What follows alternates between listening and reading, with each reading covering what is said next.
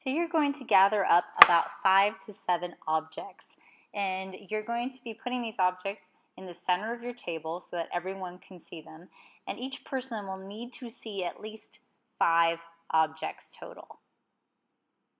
So when you're picking your objects, you want to select objects that are different. You want to think about variety, so different shapes, different textures, different values. So I've got a collection of objects that I think meets those requirements. And I'm just pushing them around and playing with arranging them. One thing you want to think about is overlapping objects.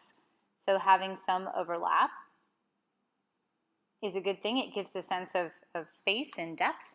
But you also want to have one object at least that's off alone, that's off to one side. In this case, the pair to the far right and the paintbrush are acting as like a separate grouping of objects compared to the other skull and the lantern and the other pair. So don't be afraid to move things around and try out different arrangements. You want to find an arrangement that's pleasing to the eye and also one that's well balanced. There are a few things that you should avoid doing, and one of them is having 2 objects that are the exact same height placed next to each other. Here's one way of solving that problem. Just putting down the vase, lowering it. All right, so when you're arranging your objects, it's very important that they're not all on the same picture plane. That means that some objects should be in front of others, some should be scooted back, so that if you were to look at them from above, they're not all in a row. Having objects arranged in a row can be kind of boring and it's a little bit uninteresting. Here's what it looks like from above, where all the objects are in the same line.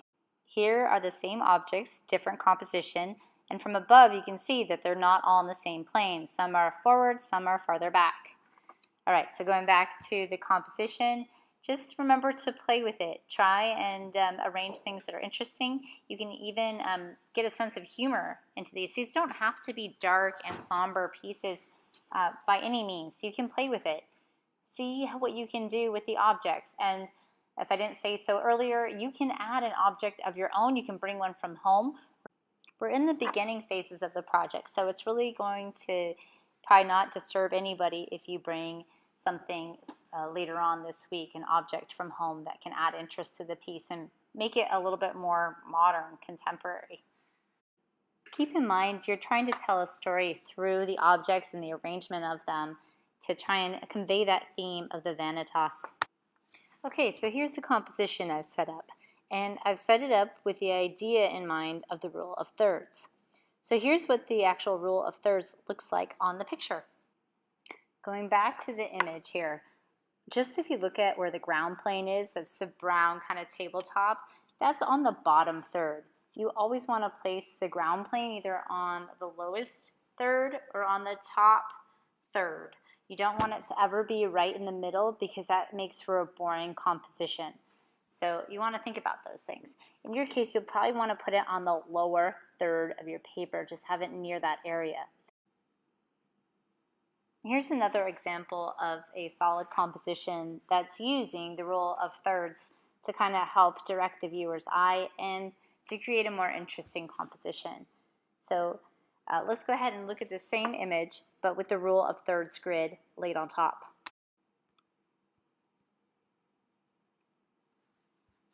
So using the rule of thirds can really help make a strong composition, and it's just something that I'm recommending that you try out, at least on the thumbnail sketches. See if you can find a really good design just by practicing with your thumbnails, and keep that in mind, the idea that if you put everything in the center, it's going to create an uninteresting work of art.